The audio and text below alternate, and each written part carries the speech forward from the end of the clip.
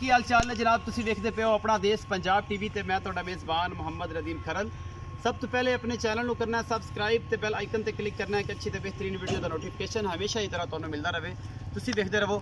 अज जी video है साडे बड़े प्यारे दोस्त ने जनाब भाई कमर बड़ाइच गुजरांवाला तो उन्होंने 2 जानवरों का सौदा किया। उन्होंने भाई आए ने गुजरांवाला तो नाल उन्होंने चाचा जी ने या बड़े भाई ने एक छोटा वीर है उन्होंने ये बड़ाइच ने जी मेरा सोहना वीर जनाब इमरान बड़ाइच सरगोदा तो ते बाकी मंडी बहाउद्दीन वाले जिन्हें बड़ाइच ने सारा का बेहद मशहूर हाँ मैं ते अच्छा ये भाई और ने मझां खरीदियां सन 4,20,000 की एक गां बाबा जवेद उर्फ जिंदा पहलवान ये जनाब इन्हों का जोड़ा जानवर का पाया 4,20,000 का साडा जोड़ा इन्होंने पुगया सी।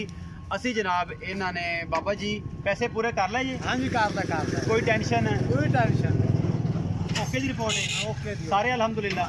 अच्छा भाई उन्होंने पुछ लेना कि भाईजान जी तुहानूं कल रात नूं आवाज़ तुहाडे वीर ने दी सी उस आवाज़ ते बाबा जी उन्होंने पैसे देने कोई आपे पैसे दिते जी? कोई वाधा घाटा तो नहीं? डॉक्टर साहब तुसीं भी दस्सिया जी जरा किन्ने परसेंट मुतमिन हो अपना देश पंजाब टीवी दे यूट्यूब तुसीं वीडियो वेखदे हो किन्ने परसेंट मुतमिन हो किन्ने परसेंट लोगों को मशवरा दोगे कि इहदे वाधा घाटा कोई नहीं डंडी वड्डी नज़र आपे आके बह गया मैं हुण आया डाला लैके तुहाडे पिछे कि तुसीं यार जनाब है अपनी मझां पाओ ते जानवर पाओ ते लै जाओ किन्ने परसेंट मुतमिन तो लोगों को की मशवरा दिंदे हो दोस्तों सजना?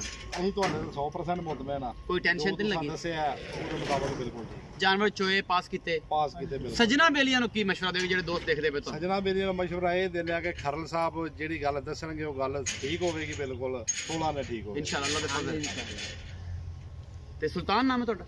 ਨਹੀਂ ਮੇਰਾ ਨਾਮ ਜ਼ਮਾਨ ਹੈ जमान ਸੁਲਤਾਨ ਮੇਰਾ ਬੇਟਾ ਹੈ बेटा है जी। ये भाई जमान ने जब जमान बढ़ाए ये जनाब गुजरा वालों तशरीफ लाए बेहद शुक्रिया। ਇਹ जनाब जानवर जा रहे हैं कैमरामैन जरा नजर बना दियो ते ਇਹ डाला जाना पे जी अपना ये डाले का नंबर है जी 5675 2001 मॉडल है जी। ਇਹ ड्राइवर है जी राणा उमर फारूक ते आरफ वाले सरजमीन तो अल्लाह ते अल्लाह के रसूल दे सुपुर्द करने अपना बहुत सारा ख्याल रखा जी। मिलांगे अच्छी और बेहतरीन वीडियो के नाल अल्लाह ने